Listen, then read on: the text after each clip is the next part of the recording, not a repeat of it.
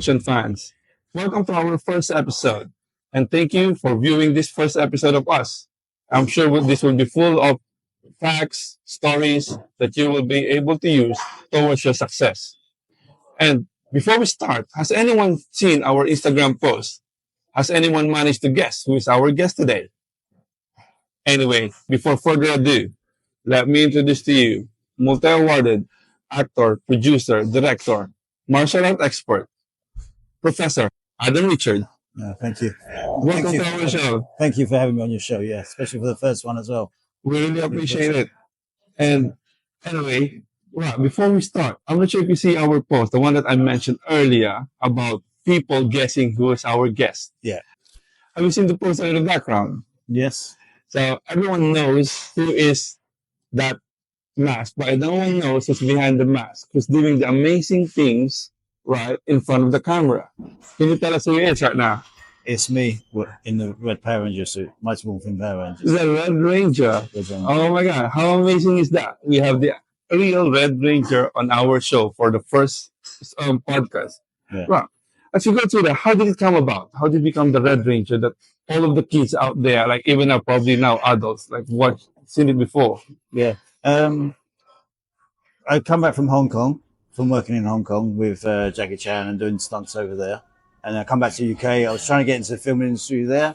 And then I got a call to go to America to do an audition for Power Rangers, to be like to do all the costume stuff and all the stunts for the back kicks and all that, the backflips, the somersaults, and doing the martial art moves in the costume. So it was like a call from America just to go and do that. So I got recommended from people from Hong Kong to go and do that. Oh, wow. So from Hong Kong to America to do the Power Rangers. And you mentioned that you were doing a project with Jackie Chan. Yeah. So how did it started? Like, is it started from really acting or from your martial arts? How did it start? It started from the martial arts. At 17, I moved to Hong Kong and I spent like 2 or 3 years there, roughly. And I got picked up by my seafood, my instructor. He took me to the studio where they got me into doing martial art films and doing stunts for the films and that. What was the first martial arts that you learned? First one I learned was boxing and judo and unarmed combat from my dad.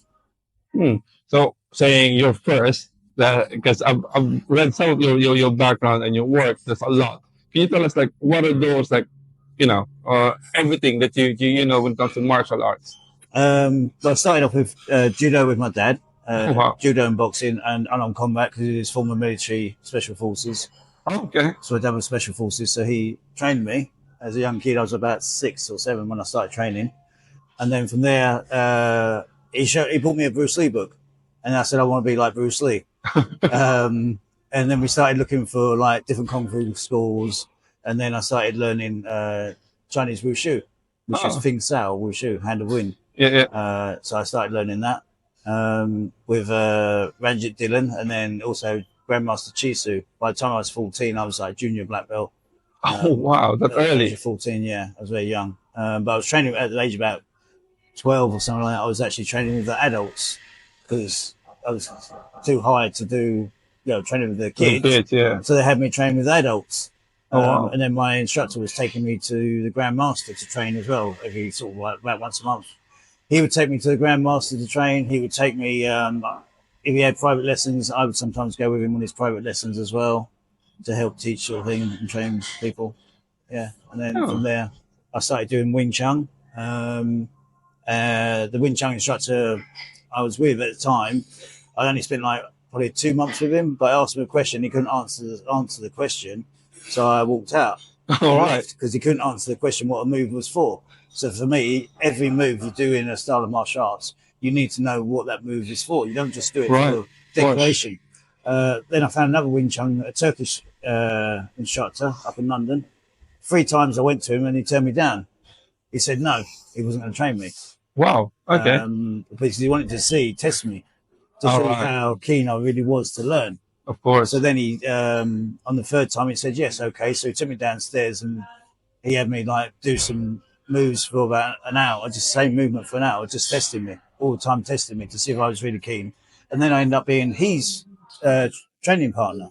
Wow. So picking up from that, it was the rejection first, second, third time was actually the start of the training. Yes.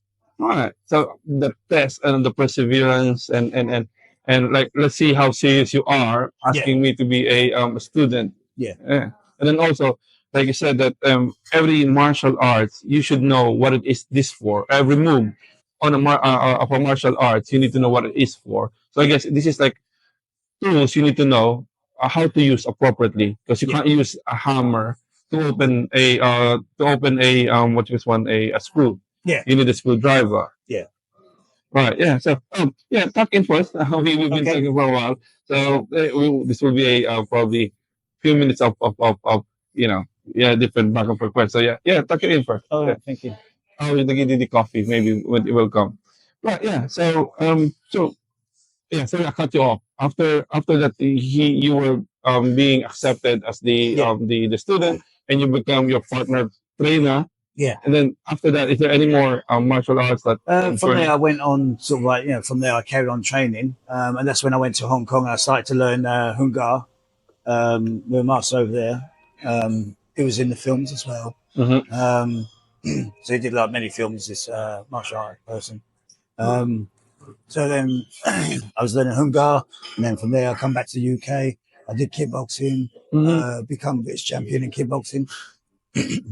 So become kickboxing British champion. Then I sort of went on to do Thai boxing because I found kickboxing a little bit easy for me. Yeah. So I wanted to go on to something harder. So I went on to the Muay Thai. So then I was like learning Muay Thai, but I was like, nobody taught it in my area. Right. So I used to have to travel up to Manchester to learn Muay Thai. Thank you. Thank you. Cappuccino. Yeah, for him. Thank you. Thank you very much. So then I learned Muay Thai, but nobody trained it in this area, so I had to travel all the way up to Manchester to learn it. So I travelled to Manchester to learn Muay Thai. It ended up coming like red armband in that, which is instructor's level. They don't have black belts, it's like a red armband is the highest in that system what I'd learned of Muay Thai. So I got my 10th Khan in Muay Thai. So then there I got that. From there I went on to doing, I met an instructor who was teaching the Filipino Kali, a screamer. Okay. Yeah. So I started to learn that. Then I started to learn Dimmo right. as well. So I was learning like Filipino arts, which I really do love the Filipino martial arts. Filipino fans, listen. Yes. It's a great system. Both like the Dimog and the Kali is very great system to learn.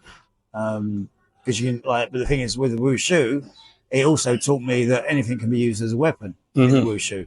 Like the instructor, my grandmaster was actually the action director for Avengers, the old TV show.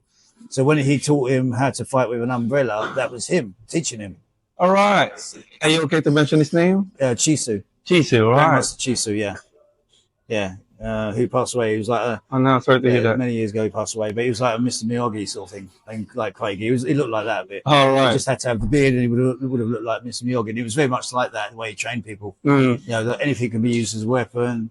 And it's true that anything, whatever you got in your hand, can be used as a weapon. Yeah. That's amazing. Yeah, with regards to all of those martial arts that you mentioned, right?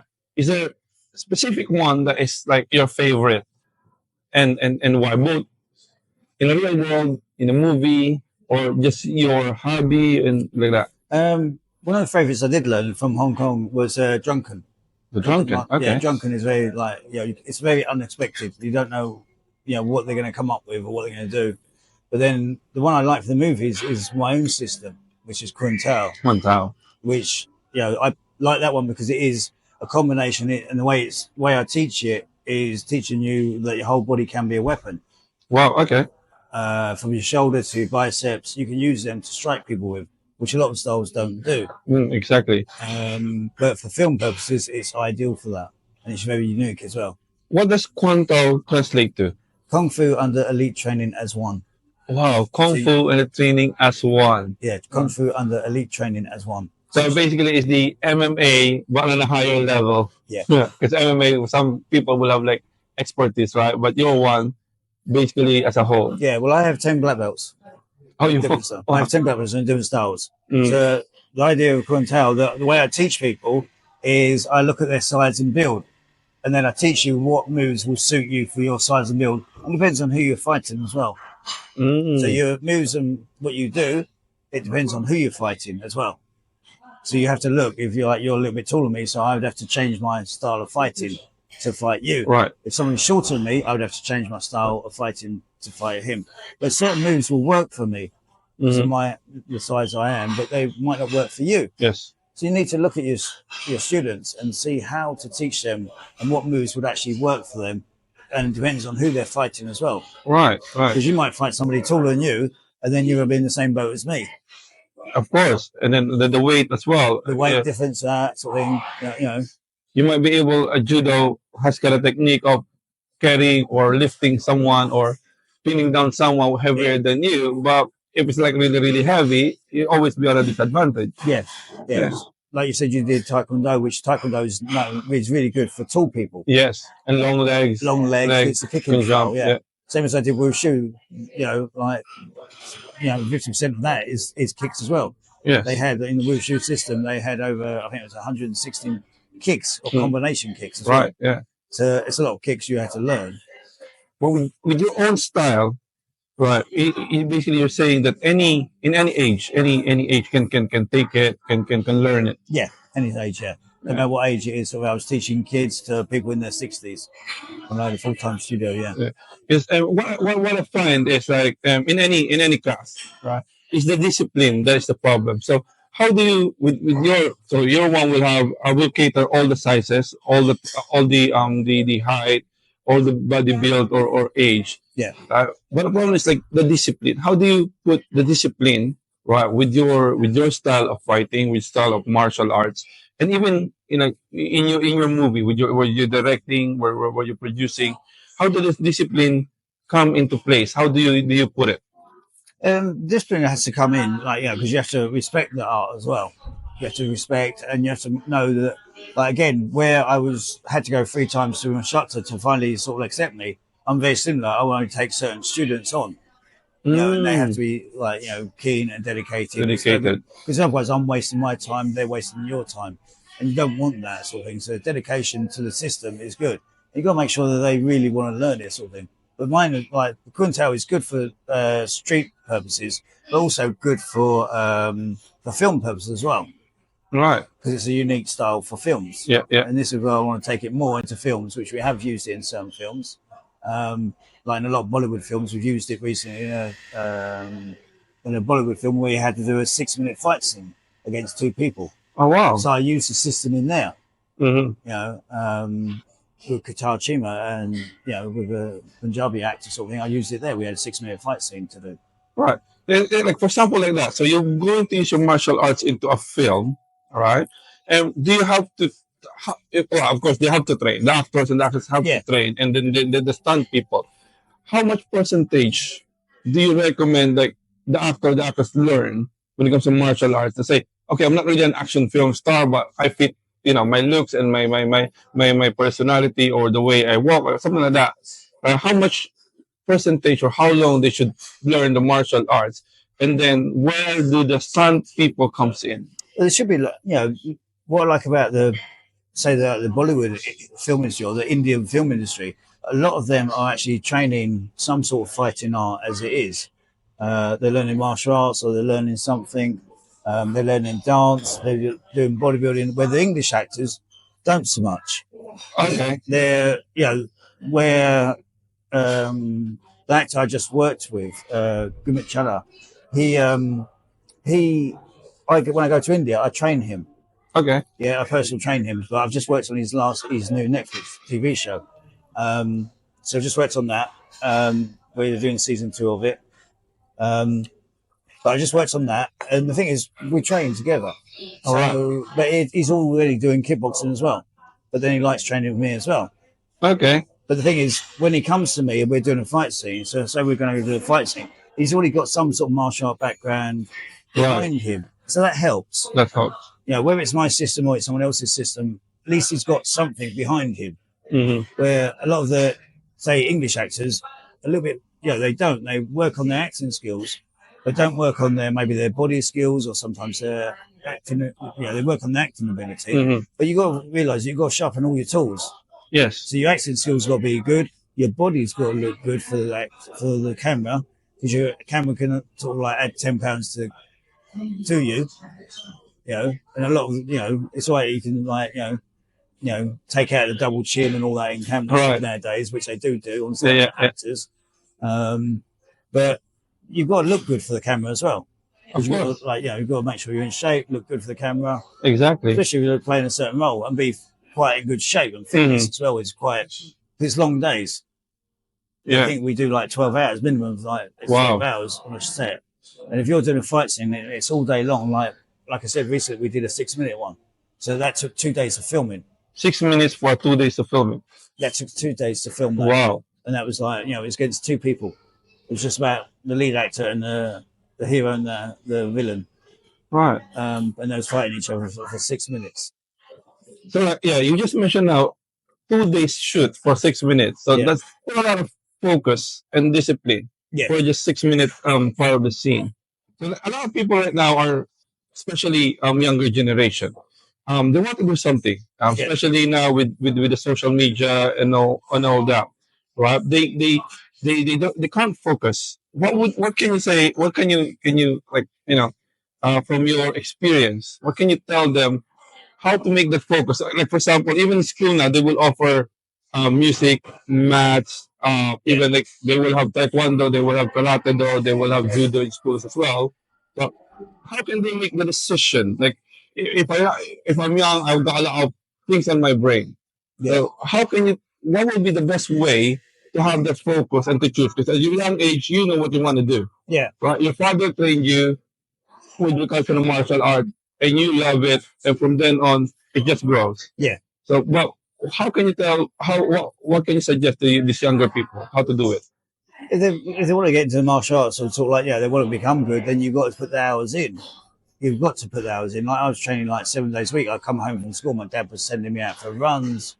I'll come home from school and I'm like, right, okay, off you go for a run. So I was doing like 2-mile run. Wow. And then, coming back, and then like I do my own training, and then he would do like we had a medicine ball where he'd drop the medicine ball on my stomach and that. Be throwing it up and down, sort of 5 kg medicine balls. Oh, really? At young age? Yeah, at a young age, yeah. And then then I'll go off to my martial art classes, which was like sort of like normally like 6 days a week I was training. And my classes weren't nowadays. A lot of the classes only like 45 minutes. Okay. Where when I was training, it was like 2 to 3 hour classes. So it weren't like an hour class like you get today. So but it trained me. It got my fitness, and my fitness is still there. It's still good fitness I've got, sort of thing, even at my age, sort of thing. Wow. So before like what you said, like you got a book of Bruce Lee. I think almost everyone during those time will get either a magazine with Bruce Lee on it. Yeah. Do you think that nowadays you can teach martial arts through social media and internet, or you really have to be right there, be there early morning, train? Or is there a way the social media, internet can help? I think a lot of the stuff what you see on social media, you can't see what the moves are really doing.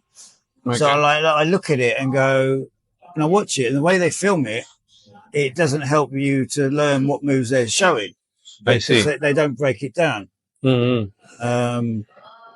Where something I'm trying to work on at the moment is actually do some self-defense move, but I want to break it down so you see move by move. Right. So it's a project what I'm working on my own at the moment with one of my assistants, Kashavi. She's helping me, so she'll be like the Kashavi will be the person being attacked, and then we'll break the moves down bit by bit. So just to break it down. If we break it down, you can actually see how you're taking off the arm lock, or how you're putting somebody in an arm lock or wrist lock. You're actually showing how it works. Where a lot of the videos, what I watch on social media, they just do stuff and then they start, finish, and that's it, done. And you can't break down how did they get from that move to that move. Understood. And it doesn't show you. So I want to show stuff and break it down and show people how to actually do their moves. And that's where a lot of say with martial arts, it's all about learning, but it's like reading a book. You can't learn all the moves in a book. Yes. Like you can read it, but you're not going to fully understand the martial art moves because it's not, it's picture by picture. But you also need that instructor to show you how it works. It's like me doing a video teaching. It's like me teaching you in the Philippines, and I'm over the UK. I'm not going to push your hips in the right place to do a kick. Of course. And I'm not going to look at your foot. Not going to be able to look at your foot, that your foot twists that way when you're doing the kick that way or whatever you're doing. And even when you're striking with the sticks, if you're doing a screamer, then striking with the sticks, you're not going to be able to show you how the downward angle is meant to happen. Because, you might end up saying a slightly different angle, but the cameras doesn't show you that all the time. Of course. Yeah. So online teaching, I've been asked to do, and I said, no, if you want me to teach you, I'll teach you in person. Yes. Because I want to teach you properly, because it's my name what you're. Oh, of course, well. It's my name that you're. This the master, this the student. Yeah. And it doesn't reflect.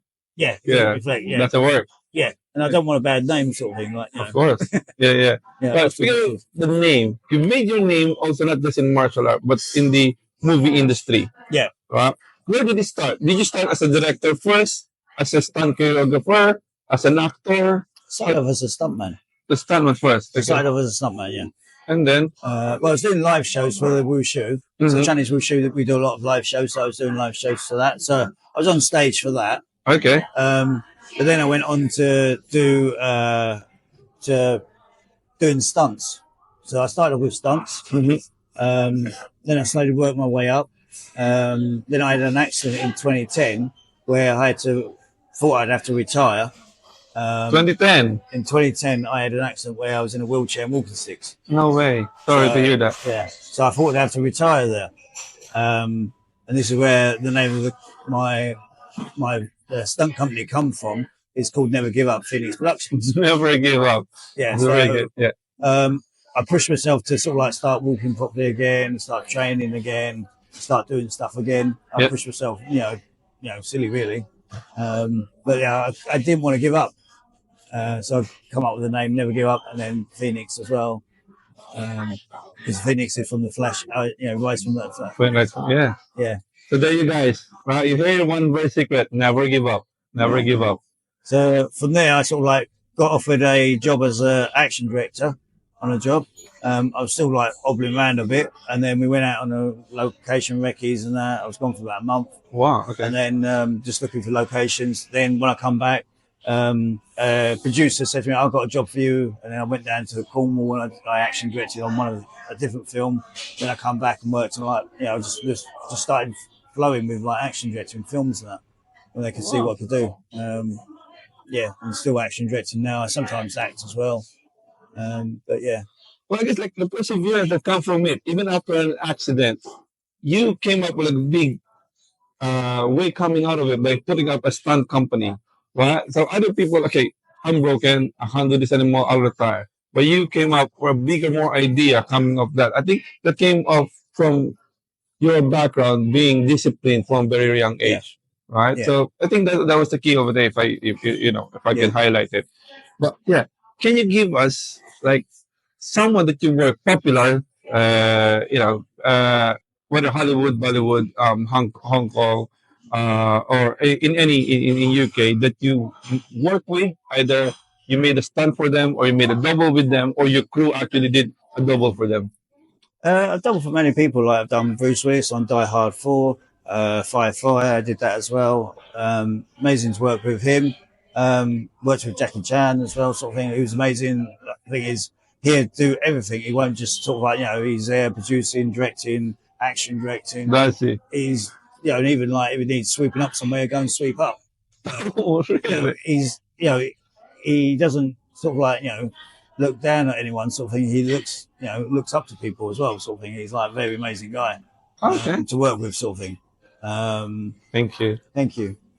So like worked with many amazing people, many amazing Indian actors and around the world. So I've worked all around the world. I've worked in Nollywood as well, and done Nollywood films as well. So, a lot of great stuff. Yeah. Among those popular people, can you tell us something that really noticeable from their crafts that you can relate with your craft as well, like the discipline, the focus, or like the talent? Like, I mean, I'm sure this, broad There's talent. a Indian actor called Navad Sadin. He comes from like a background in Delhi. Didn't work, wasn't grown up in films, Hmm. but he started off as an extra. Then he went Okay, on, but now he's a big star, right. and I've actually doubled for him, sort of thing. I've doubled for him on his film, but he didn't ever give up, sort of thing. He's carried on going and he pushed forward. Um, and he come from nothing, and he's actually made something of himself. So his dedication Hmm. to the film industry, and now he's a big star. But he come from doing extra work, doing like background work and all that stuff. He's produced, now he's like Wow. directing, he's a big actor as well. You know, so someone like him, he's come from nothing.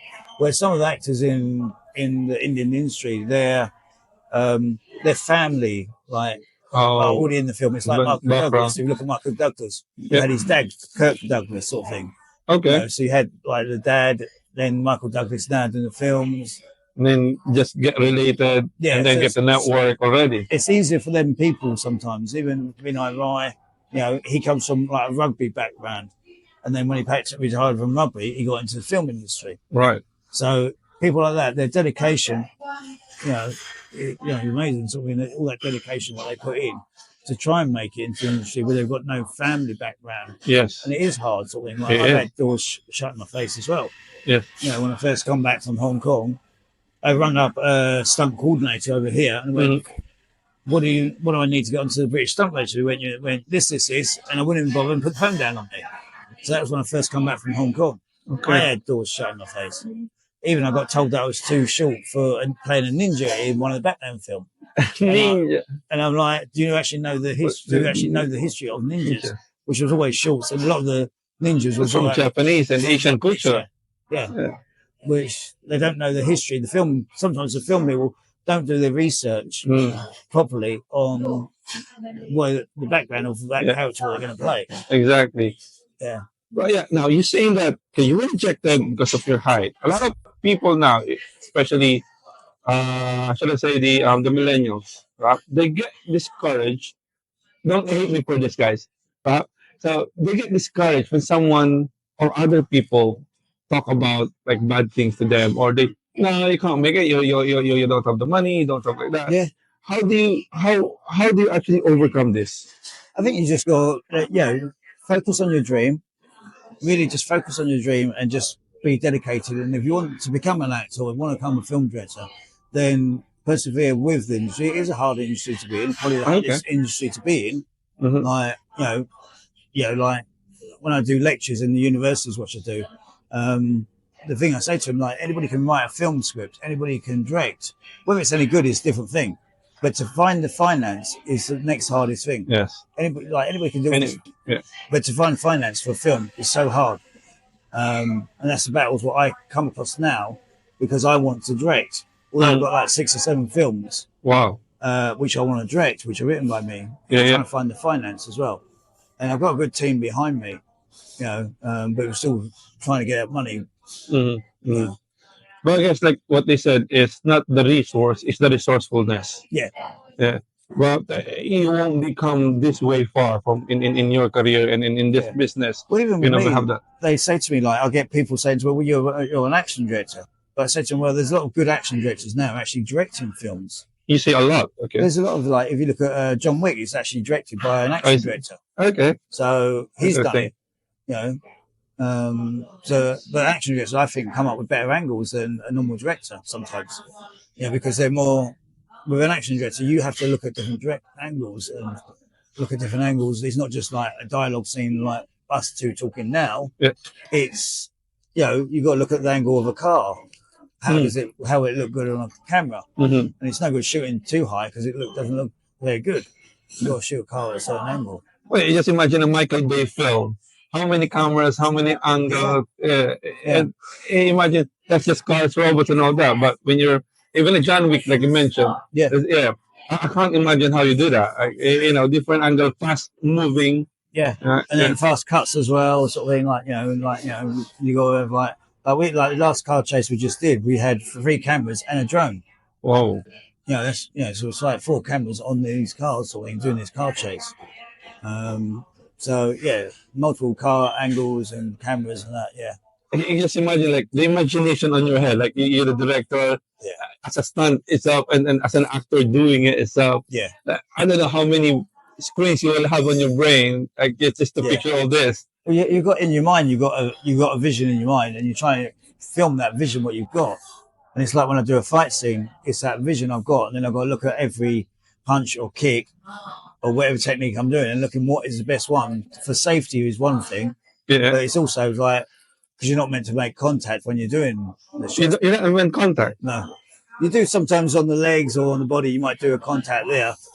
But when it's to the face, it's got to be like near misses and things like that. But sometimes you've got to do it so close that it looks like it's hitting. But this is where your dedication and training and knowing your distance between each other and knowing the length of your arms. So like you get me and you fighting, your arms are going to be longer than mine. Yeah. You're taller than me. So we'd have to choreograph and work on a fight together properly. We couldn't just do it and just say, okay, let's film it. Saying that, how long does it take, like the practice before the actual scene? Like how long was the preparation to practice the choreography? First of all, I'd have to see how good the actor is. Okay. So I have to see how good the actor is, what he can do. Like one of the films I did recently, a couple of years ago on that one, the actor can throw a high kick. Okay. So again, there I had to sort of change the fight routine, which was in my head. So in my head, I've got one version, and then also I've got to change it because I met the actor, and then I realised the actor was not very good at kicks, but he could do punches. Right. So I had to change it to more of a top half fight scene. Gotcha. So it depends on what the actor can do as well. So you always have, as a director, you have like a plan A, plan B. You adapt to the actor. It's not always the actor adapt to the director. Yeah. You always say, oh, right. Yeah, so it depends. Or I have to spend longer with that person to train them to do the kicks. Understand. Right. So sometimes I might have to spend longer with the actor. Interesting. I don't always get the time I want to train with the actors. Interesting. Because they fly in sometimes and then we start rehearsing. And then they're VIPs, right? Yeah. So we start training, and the first thing I do is, like, as soon as they land, I say, right, we want to train. We need to train. So we start training. I see what they can do, and then we go straight from there into the shoot. Do you So do you still do that first person approach, meaning you do it yourself? Still, you don't attack. It's not trust. You don't leave it to your staff. Still, No. you still like hands on with all your Hands-on. crowd. Wow. Okay. Still very hands-on. I know what I want, sort of thing, and it's better to come from me. And sometimes I might have my assistants come and do stuff with me. Yeah. They may do come and assist me and help me, sort of thing. And so I've got if it's 2 actors that are doing a fight scene, then at least I've got somebody there who knows my moves. Oh, okay. And then I can demonstrate on my person. He can play A, I can play B. It's 2 people fighting, and then we choreograph the fight, and I can show them hands on, and I can go with one person, teach them, and he can go with one person, teach them. But I'm overlooking the whole lot. And also while I'm working on the fight, I'm also in my head working on camera angles. Oh yeah, of course, because you're the director as well. Because I'm not, the camera angles are going to be different to what you imagine. Well, yeah, and it also depends on the place what we're filming in as well. Okay. So we have a rehearsal space, but then when we get on set, it might be slightly different. Right. Because we haven't allowed for maybe a table in the way or something else happening. Gotcha. Understood.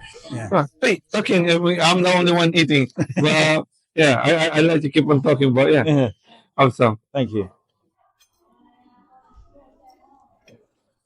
Well, thank you for sharing all this knowledge to us. Well, I'm just curious. Are there like actors who wouldn't work with your team and only wants to work with you? You don't have to mention the name, right? If there's like people who feels that, I only want to work with Adam. I don't want to work with you. I do have a line producer which will only use me.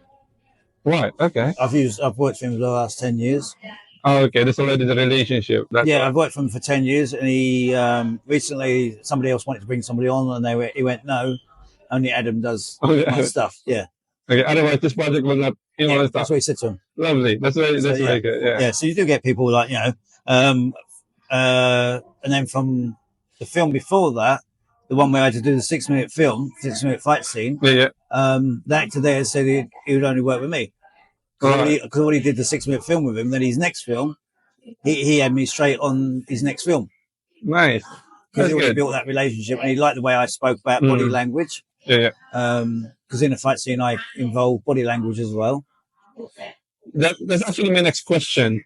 What makes that relationship? Because that's always a special. When someone, trusts your craft and always wants you, that's very hard to build. Yeah, I guess it's not just a one day or an overnight thing No, that happened. no. So can you just tell us how it was between you and the producer build that relationship to become both of you become successful into this industry? I did one. The first film I did for him. He loved the fight scene so much. It built up from that. He saw that my ability of doing stuff, and he loved what I could do and how I put together this fight scene in an office block, where we had this one guy getting escorted out. That was very John Wick. All right. John Wick was around sort of thing. So he was getting escorted out, and he had to escape, and he beat up Oh wow. security guards, and he beat up. Well, but that's why he beat up beat up the security guards and the maintenance guy. Then Exactly. chasing happened in the building. Then he had a fight in the lift and everything. And then he ran out of the building and got chased up the road. And then he come across me and he had to fight me as well. Right. In one cut of it, yeah. So yeah. So that's how it started, and then from then on, you feel that you matches your thoughts, your ideas, Yeah. and how you work together, just like chemistry. Yeah. So he's a very good line producer. He brings a lot of films over from abroad, so I work for him a lot, sort of thing. So again, I brought it up because what you guys want, businesses are built in relationships. That's right, Successful businesses are built in relationship. You can have all the money in the world, but if you don't have a good partner or a good team around you, I don't think it will work. So I guess so. Let me just turn the table. Have you have anyone specifically you would like to work all the time, or is like anyone, a producer or a team or an actor actress that you don't want to work with?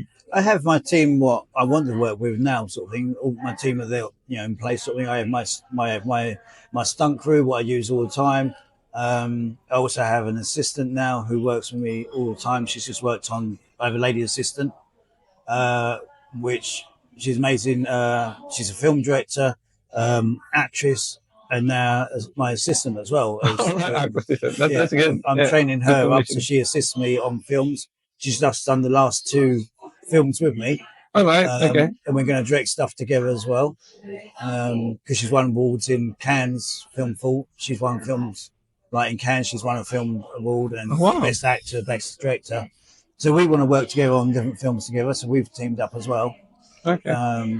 So she's amazing, sort of thing. Like you'd be great to get her on on your show as well. Because Oh, definitely. she's amazing. Yeah, Well, that's the team. yeah, So saying that you mentioned she, right? Yeah. Now, in our world today, people are asking for equality and all that. With your years in the industry, both martial arts and in the film industry, Yeah. how far has the gender equality has become? It's come better over the years, sort of thing. Like I was talking to a stunt coordinator only beginning of the year, who wanted me to go to China to work on a show with him. Mm. But it was a live streaming show, and he was saying to me that back when he started, you had men doubling ladies. Men doubling ladies. You had men doubling ladies because Oh, they couldn't find stunt ladies. Yeah, right. That's And the other why. thing you had is like you'd have like them blacking up, so you'd have them like playing. They wouldn't have Ah. black stunt men. Or black. It's like the body. How does it work? Like you have to find like the body build. Yeah, you have to cut it a different way, sort of thing. You have to find a small person, small bloke to play, to double the lady, sort of thing, which is sometimes hard to get. Mm. Um, I mean, a long hair, you can put a wig. wig on, Yeah, but the build is hard to. Yeah. It's hard to get that sort of thing. Like, this is where it was nice. Just this week, sort of thing, I had my assistant doing all the car driving for a lady. So she was doing all the car driving Yeah. for it. She does such an amazing job, sort of thing, on this car chase scene. She's the lead car, and she's having to outrun. She had a full Fiesta, and she had to outrun a Porsche and a police car. Ford Fiesta of Porsche. Oh my God. But she did such an amazing job. She was outrunning them, sort of thing. They was struggling to keep up with her. Amazing. Yeah, so she did a really good job. I'm really proud of her. Yeah, we have to really get her on our show. You do, Yeah. Just imagine, like a lady, well, you're a student, yeah. Go on. Yeah. So you have a lady, you have a I can say, if I'm wrong, you're a student or you're training or whatever, you say, call it, but winning cans, it's just amazing. How proud are you having transferring your knowledge, sharing your knowledge to others? I'm more than proud, sort of. It's sort of like, it leaves a lump in my throat, sort of seeing how good they are sometimes, sort of thing, and how, I'm so proud of, that I know one day that, I might not be here, but at least I've left something behind, and my knowledge is getting passed on and passed on. It's the same as when a student gets a black belt. Yes. It's such an amazing achievement. You've trained them from from a young age to get to a black belt. Do you feel your legacy, transferring your knowledge to others, is part of your success, or is just a bonus now? I think I'm hoping that the legacy will be lived on, sort of thing, and that it will. I bet it will.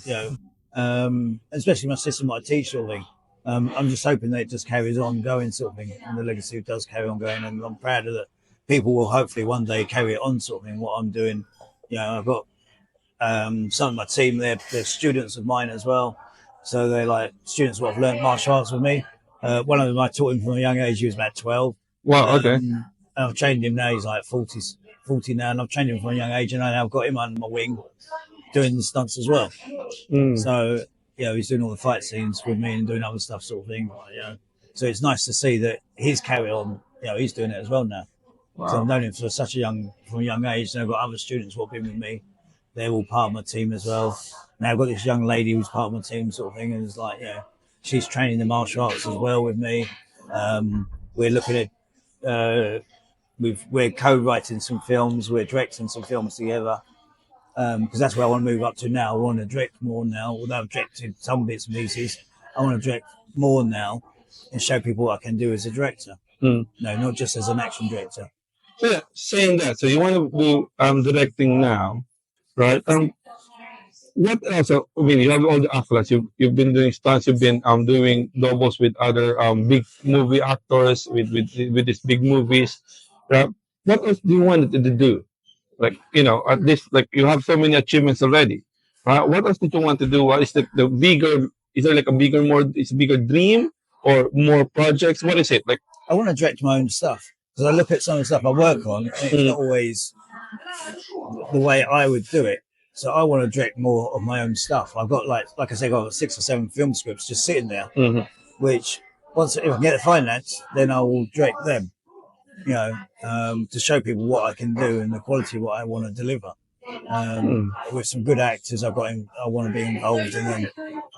So I guess like the next question is why? Why do you still want to do it? What was the fire in you that drives you to do this and to do more? I love working in the film industry, and I love being creative. I'm a very creative sort of person, so even creating my own system, creating moves what nobody else is doing in the kung fu and that, and the martial arts, and combining the moves together, because not one style is good, but like me, the passion is I love film work, and I want to show people what I can do as an action scene or whatever I'm doing, and the passion is still there, sort of thing. I still love, it's like every time you go on a film set, it's like starting, your first project, sort of thing. You start again, and it's like, okay, I want to leave the legacy there in film, sort of thing, so people can see my work like years to come, sort of thing. Okay, right. So let me just put a little bit of a twist. Okay, so you love the martial arts, you have the action film and all that. You get the passion, you get the creativeness. But one day there's this producer, investor, or whatever says like, I want you to on a film, but it will not be action. I've seen one of your crafts. It will not be action. It will be, I don't know, maybe a love story that doesn't involve action. I'll give you the financing. I'll give you the break that you want. You'll be the producer. You'll be the director. Here's all the money in the world that you need. Yeah. Would you do it? I would do it, yeah. Why? because I can, although it's not action, I could probably add a twist to it. Okay, no, no action at all. No action at all. But I can add the camera angles and the quality is different to way I would probably shoot it as an action, the way I shoot action stuff, in a more way of filming it. So it sort of like looks better than what you normally see as a love soap or a love film sort of thing. Right. But it's the way it's shot is the quality sort of. It's like, if you look at Alfred Hitchcock, he filmed stuff in an unusual way. All right, of course, yeah. Yeah, if you look at that, although he did the horrors and that, and the psycho horror and that, but he filmed it in such a way that it was different to what everyone else was doing. Right. And this is what I want to do. I want to sort of like look at stuff and go, I want to film saying not what everyone, the way everyone else shoots. Mm. I want to sort of like use my imagination to shoot stuff. See, right. See, this is the way I see it. Like your passion for your craft never stops. No. Right. The opportunity comes in. It's not the way. It's not what I want, but I know that I can do it because you said earlier your creativity. Yeah. It's a talent. It's already embedded in you. Yeah. So I guess like the way I can see this, or the way I can conclude this one is that opportunity comes, doesn't matter. I've got the skills. I've got the creativity. I'll put it to it. I can work on it. Yeah. See, I think this is what like successful people are. This is the secret. Nothing will stop. Never give up. Nothing will stop them. Yeah. You throw me anything, right? It doesn't matter. It's just 1 kilogram of block. Right?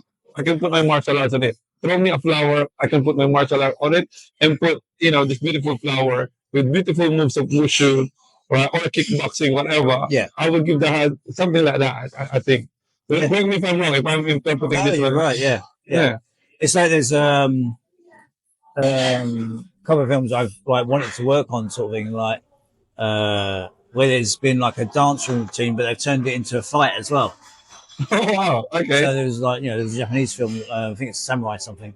It's not the way of the samurai or something. On there's a cowboy scene and they're dancing, but they're turning into a fight scene as well. But it's a dance, and they do that in the film sort of thing. But so you got dancing. It looks good. I think to be fair, the martial arts or any type of martial arts, it's really, they said it's a motion. Yeah. Yeah, it's a motion with the wind, motion with the energy around you. That's it. And same with dancing. Yeah. Right? It needs coordination. It needs to be the right tempo on the right music. Yeah. I think that's what it is. But to be fair, wushu on an Olympic stage needs the timing like a gymnast. Yeah.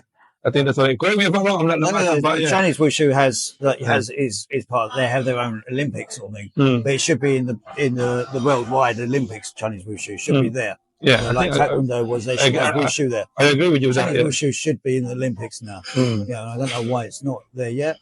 They brought Taekwondo into it, but the wushu should be there in the Olympics now. I guess so. Yeah, as I said, like gymnasts, it's just almost like presenting your moves. Yeah. On a very gallant manner. Yeah. Just like how the wushu is. Yeah. Or in any other martial art, to be honest. Yeah. Right. Just all those things that we talk about, your success, the way you do things, the manner you do things, right? What will be the ultimate secret? Okay, ultimate secret to tell anyone who wants to be in your field or to be successful in their field, right? Put it in a summary. Like, what would be the best, right, suggestion or learning knowledge that you will tell people out there, right, who wants to be with you or to be successful like you? Yeah, I think be successful. Sort of don't give up on your passion. If your dream is to be an actor, then go to an acting school, go to drama schools, go to these places, learn from other actors as well. Sort of see if there's any acting workshops. But also find a mentor. Who will take you on. But also learn some like fitness sport or something to keep yourself in good shape as well. Because a lot of the time they want to look at actors and go, "Oh, you're in good shape. You'll look good for this part." So look after your body as well. The most important thing is to look after your body, because if your body don't work, then you're no good to anybody. Exactly. In any other field. And look after your health as well. Your health is very important as well. So make sure you keep up, look after yourself, keep fit, keep training. Right. But don't give up. And normally doing some sort of sports gives you that motivation, what you need, and gives you that dedication, what you need as an actor sort of thing. And that And you will come across hard knocks, but just don't give up. Never give up. Never give up, sort of thing, because you will get knocked back, and Yes. you will come across, hard times. So you said that never give up and all that. There are people, again, I think I can relate to this. I myself is like that. But I keep working hard. People say, like, don't work hard, work smarter. What does it actually mean? Work hard, never give up. What does it actually mean? That's a hard one. But the main thing is that you don't give up on what you do, but you work smart. So, like, I suppose if you don't burn yourself out, if you're doing 15 hours a day, sort of working in an office, you're going to slowly burn yourself out.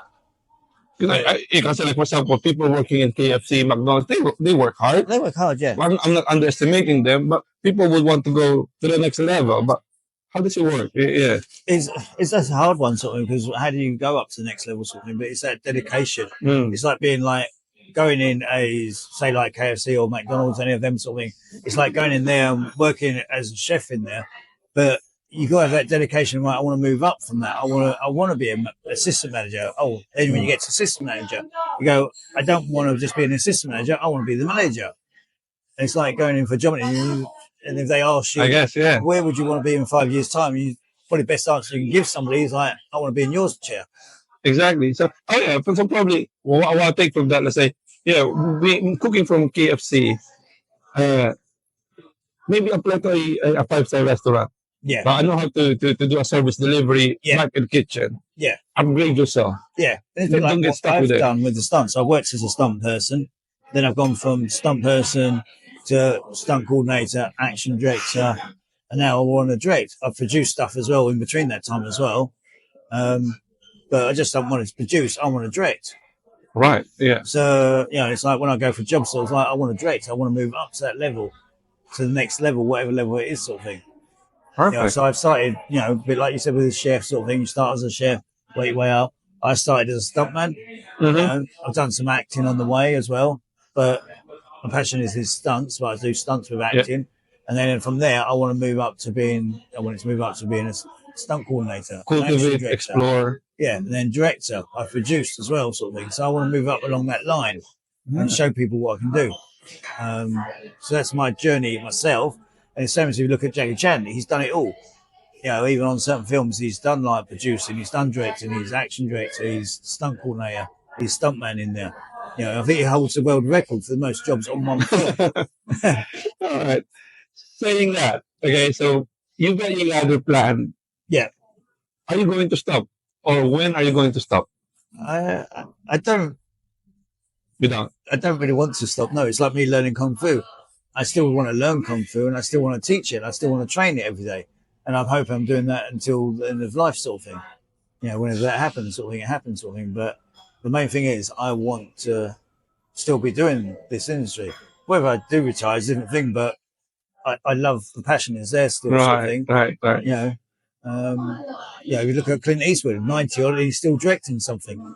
You're right. Yeah, Clint Eastwood's 90 something now, and he's still directing. Yeah. Oh my God. Yeah. I see. So when the passion is there, right, and then you get the clarity of where you want to go. Yeah. Right, and then you love what you're doing. There's really no stopping. No. You just keep on going higher. Keep going. Yeah. All right.